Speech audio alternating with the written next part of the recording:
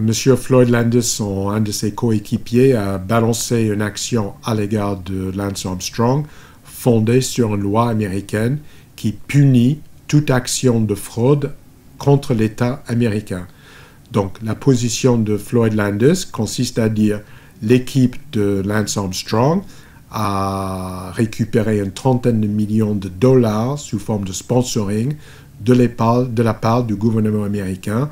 Et maintenant, Landis et éventuellement le gouvernement américain à ses côtés vont poursuivre cette action pour récupérer les 30 millions de dollars plus ou moins que le gouvernement américain avait payé à l'équipe de M. Armstrong.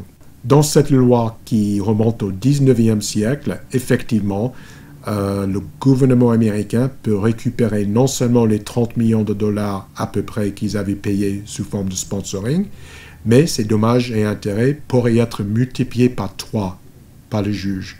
Donc 30 millions de dollars multipliés par 3, ça risque de manger une très grande partie de la fortune de M. Armstrong, en effet.